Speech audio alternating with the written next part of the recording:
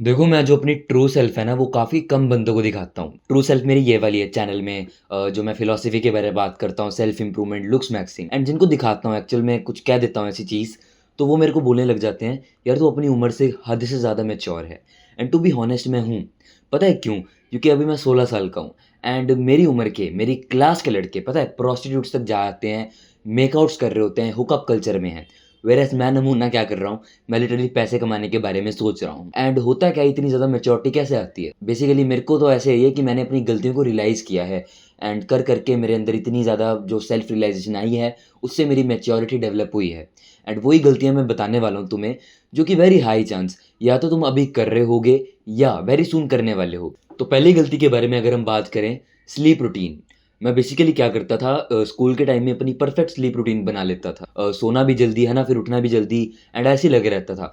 जैसे ही मेरी छुट्टियाँ आती थी यार, सैटरडे संडे ही तुम लगा लो, तो मेरा स्लीप रूटीन बिगड़ जाता था। एंड होता क्या है, अगर आपका स्लीप रूटीन बिगड़ता है, आप सैटरडे संडे को 10 घंटे सो जाते हो, आप अच्छे दिख भी जाओगे, बट उसका कोई फ़ायदा नहीं होने वाला है। क्योंकि ये मेरे साथ हुआ है एग्ज़ैक्टली। देखो मेरी लुक्स कैसी हो गई हैं एंड इसके बाद कितनी भयंकर गिरी। एंड समर वेकेशन में मैं लेट सो रहा था, पर बहुत अच्छा सो रहा था, तगड़ा वाला 10-12 घंटे सो रहा था।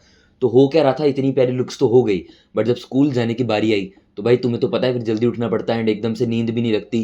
जो बंदा 12-11 बजे सो रहा है, उसको कहाँ नींद आएगी 9 बजे? तो यही हुआ एंड मेरी बिल्कुल ही लुक्स जो हैं, वो बिगड़ गई। तो नेवर एवर डू दैट। अपनी स्लीप रूटीन को हमेशा कंसिस्टेंट रखो, क्योंकि यार तुमने मतलब ग्रो करना है ना, तुम्हारी हाइट ने लंबा होना है, तुम्हारे अस्तर ने लंबा होना है एंड तुम्हारे फेस ने भी लंबा होना है, इलॉन्गेट करना है, वाइडर बनना है, तुम्हें सुंदर बनना है।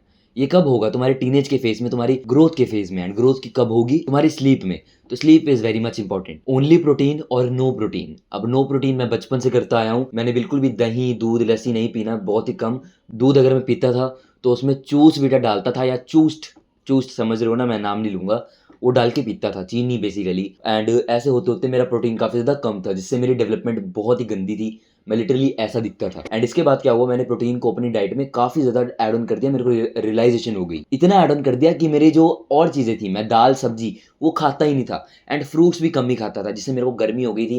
एंड अभी तुम देखोगे मेरी स्किन काफ़ी ज़्यादा डल भी हो गई थी एंड अभी स्टिल धीरे-धीरे हील बैक कर रही है। बट ये इसीलिए हुआ है क्योंकि मैं सिर्फ़ प्रोटीन ही खा रहा हूँ भाई। अगर बात करते हैं हम सब्जियों की, वो नहीं खा रहा हूँ मैं। सैलेड की, जिससे मेरे को फाइबर मिलता है, नहीं, वो नहीं खा रहा हूँ मैं। फ्रूट्स भी इतने नहीं खा रहा हूँ, तो उससे आपकी जो स्किन है वो डल हो जाती है। तो नो प्रोटीन तो बिल्कुल भी नहीं, प्रोटीन खाओ, दब के खाओ, पर उनके साथ-साथ ये सब चीज़ें भी बैलेंस करते चलो।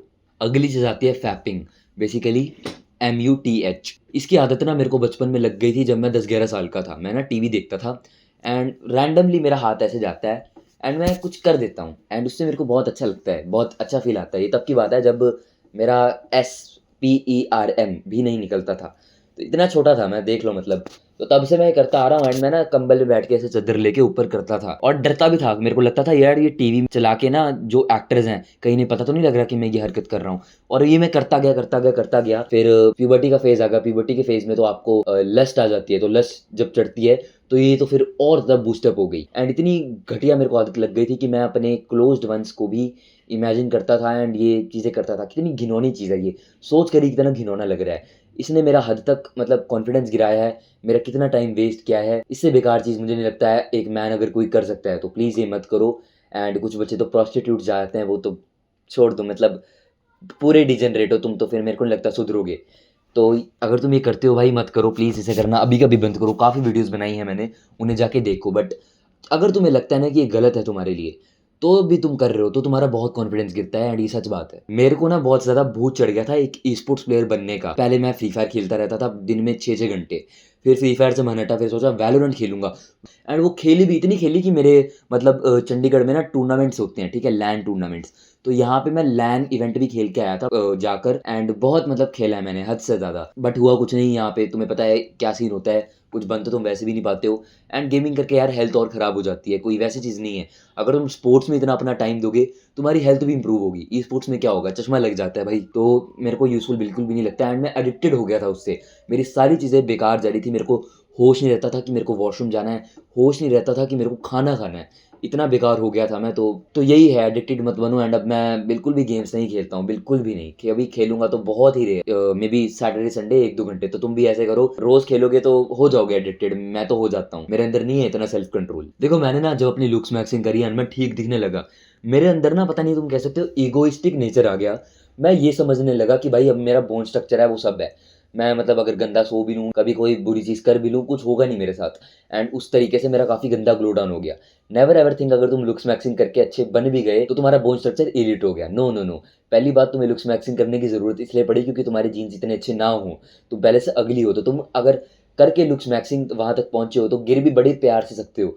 तो हमेशा इस चीज़ का ध्यान रखना कि जैसे जिम में जाके रेगुलरली जिम मारना पड़ता है मसल्स रखने के लिए, उसी तरह से हमेशा लुक्स मैक्सिंग करनी पड़ेगी अपने लुक्स को प्रिजर्व्ड रखने के लिए। ये बेसिक सा फैक्ट है। अगर तुम टीनेज में हो, किसी को देखते हो मुँह से साँस लेते हुए, खासकर नींद में, तो भाई प्लीज़ उसके मतलब मुँह पे टेप लगा दो, कुछ करो। इतना ज़्यादा यार मतलब मूड डिस्ट्रॉय होता है। मैं अपने कज़न्स को देखता हूँ, अभी 6-7 साल के में उनके दाँत ऐसे होने लगे हैं एंड ये रिसेस होने लगा है। बहुत अजीब-सा फेस हो रहा है उनका। गड्ढे पड़ने लगे हैं, ये अंदर को जाने लगा है। तो माउथ ब्रीथिंग आपके स्ट्रक्चर को कंप्लीटली बिगाड़ के रख सकती है, आपके नाक को अजीब-सा कर सकती है। प्लीज़ माउथ ब्रीथिंग मत करो एंड रात को अगर आपको होती है, वेरी हाई चांस होती होगी, तो टेप लगाकर सो जाओ। ये थी कुछ गलतियाँ जो कि काफ़ी टीनेजर्स करते हैं एंड इनसे उनको काफ़ी ज़्यादा नुकसान होता है। आई होप इस वीडियो से कुछ टीनेजर्स को हेल्प मिली हो। तो अगर तुम ये गलतियाँ या तो करने वाले थे या करोगे, कर रहे हो, तो भाई इनको करना अभी-कभी छोड़ दो।